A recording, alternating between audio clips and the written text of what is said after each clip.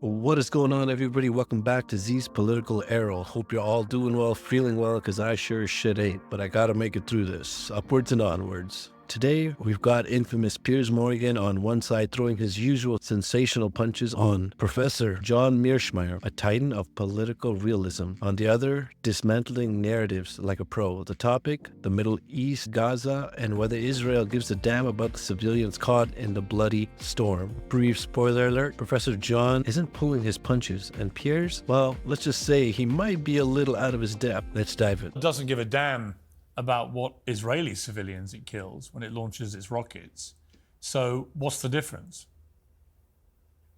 Israel doesn't give a damn either about killing Palestinians in Gaza or killing civilians in Lebanon. The idea that Israel is going to great lengths not to kill civilians and Hezbollah and Hamas are not doing that is just not a serious argument. All you have to do is look at all the civilians that the Israelis have killed, both in Lebanon and in Gaza, and many more Palestinian civilians and Lebanese civilians have been killed than Israeli civilians. It's not even close. That is true, but you could use the same argument as Israelis have done, that in World War II, nobody questioned the volume of civilian casualties when the Allies went after the Nazis, for example, when we were carpet bombing cities and so on. When people use that analogy, what do you say to them? Well, your argument is that because atrocities have been committed by the Allies in the past, there's nothing wrong with Israel murdering huge numbers of civilians in Gaza. Well, that's not my argument. No, it's an argument. It's an argument. Well, to be clear, it's not my argument. It's an argument I hear a lot from the Israeli side, which is, why are you lecturing us when our ratio of combatants, terrorists to them and to me, but when they go after Hamas and they believe they're killing 2 Hamas terrorists for every civilian that's being killed, and that ratio stands comparison with any modern warfare? I don't think you can look at ratios. First of all, I reject that ratio. But I don't think you have to look at ratios to make an assessment of whether or not the Israelis are acting according to the laws of war or not. If you look at what they're doing in Gaza, it's clear to me that it's a genocide, that they are actually trying to murder huge numbers of Palestinians and effectively drive the Palestinians out of Gaza. This is a clear case of a state, Israel, pursuing ethnic cleansing in Gaza. They want to drive the Palestinians out. Professor John kicks off by labeling Israel's action as genocide and ethnic cleansing. Going straight for the jugular, he accuses Israel of creating an apartheid state and methodically oppressing Palestinians in Gaza and the West Bank. Piers pushes back, invoking World War II comparisons, calling it collateral damage. They want to make Gaza unlivable, and in the process, they are murdering huge numbers of civilians.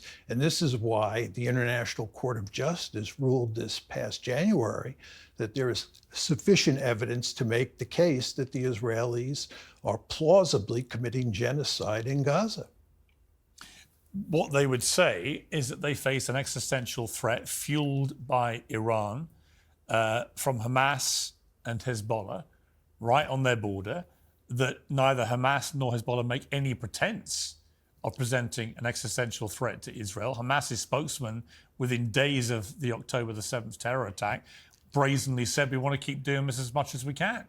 When you have an enemy so publicly and brazenly saying, we're going to commit terror attack after terror attack against you of that magnitude, what else do you do when those terrorists operate amongst civilians and build huge tunnel systems around civilian locations? How else actually do you go after them? Well, first of all, Piers, the idea that Hamas or Hezbollah represent an existential threat to Israel is not a serious argument. Just take Hamas, for instance. There's no way Hamas could capture for any sustained period of time territory inside Israel, much less threaten its survival.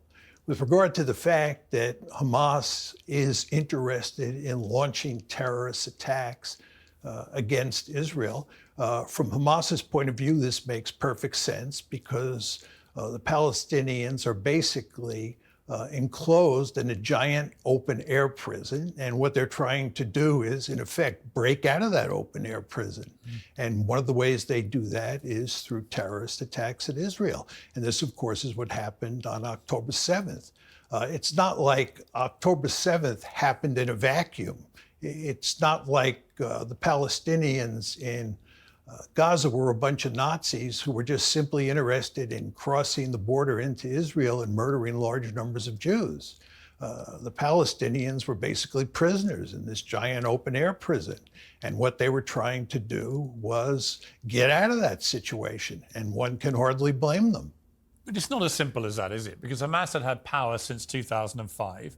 It's pretty obvious now they spent the billions of dollars that were funneled their way in building this intricate tunnel system and in plotting to attack Israel, isn't it? I mean, I think a lot of people, the people I feel sorry for, are the Palestinians who did not want to be under Hamas control, who didn't vote for them, and who could recognise, as many of them will have done, that this was a pathway to madness. And what they did on October the 7th, that the sheer scale of it, I mean, 8,000 people or more were killed or wounded in that attack.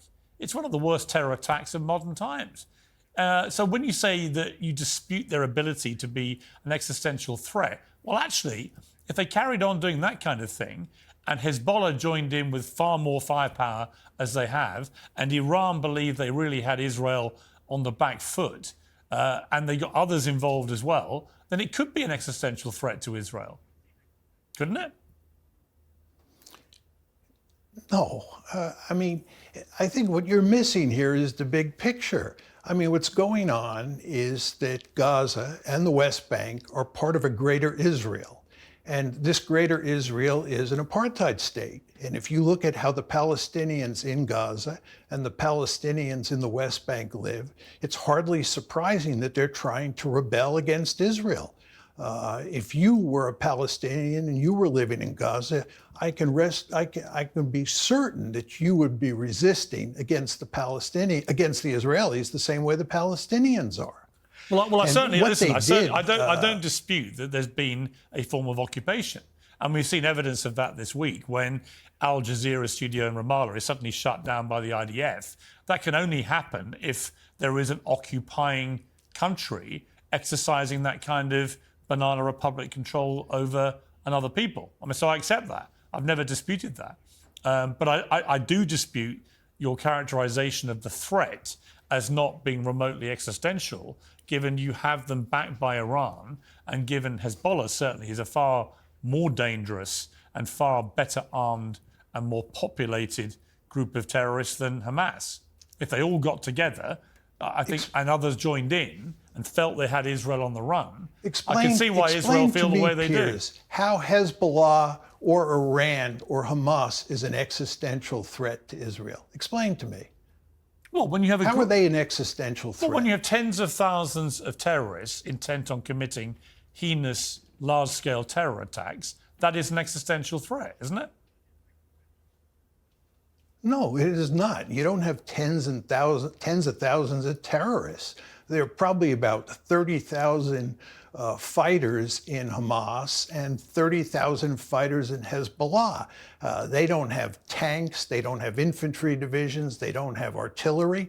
In what way could they possibly be a threat to Israel, which is the most powerful military force? This is where Piers really starts to crack. His arguments fall apart like a house of cards in a windstorm. Professor John's point, crystal clear. Occupation breeds resistance. No occupation, no resistance. And furthermore, is joined at the hip with the United States. Well, surely we saw exactly what kind of threat. This is not a serious argument. I'm about to give you an answer, which is that on October the 7th last year, we saw exactly what a serious threat it was. 2,000 Hamas terrorists came over the border and committed a series of appalling massacres. So right there is the threat, isn't it? By Israeli accounts, 1,200 people died. This is truly regrettable. Nearly 7,000 were wounded. Died. Nearly but 7,000 this were wounded. hardly represents an existential threat. Well, nearly 7,000 were wounded. I mean, if you extrapolate that to America and a country of that size, then you're talking about 30 9/11s. Again, there is no way that killing 1,200 Israelis represents an existential threat. There is no way that Hamas represents an existential threat, or that even Hezbollah and Iran represent an existential threat. How is Iran in any meaningful way going to threaten the survival of Israel? Well, by fueling this kind of terror. I mean, the implication of what you're saying is, would you have been happy then to have allowed Hamas to simply stay in power? Would you be happy now if they wanted to stay in power?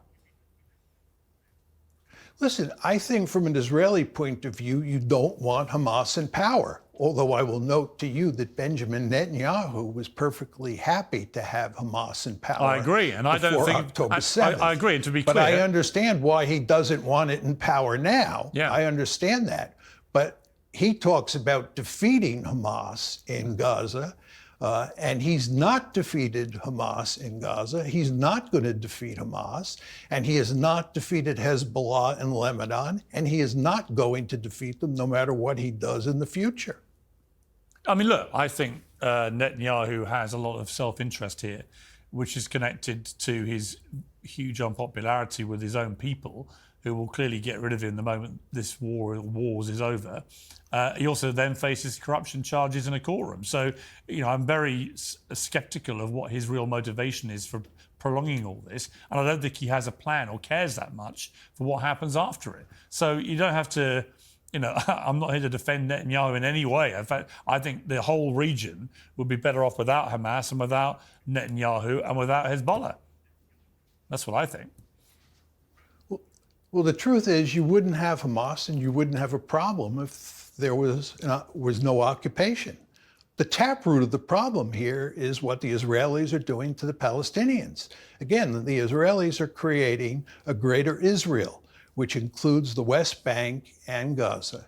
And in the process of creating that greater Israel, they have built an apartheid state. And you should expect the Palestinians who live in that apartheid state to resist mightily. And that's exactly what's happening.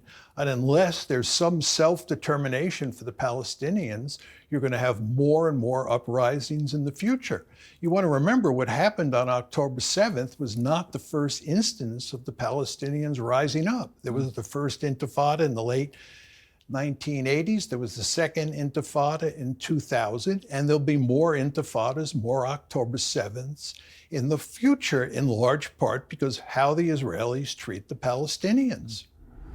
And there you have it, folks. Piers Morgan tripping over his own talking points while Professor John systematically dismantles the narrative piece by piece. Love him or hate him, Professor John's stance is bold, unapologetic, and based on cold, hard realities. If you're ready for more no-holds-barred analysis, make sure to hit the smash and like button and subscribe to Zees Political Arrow, where the only thing censored is the mainstream nonsense. See you next time for more raw and filtered truth bombs.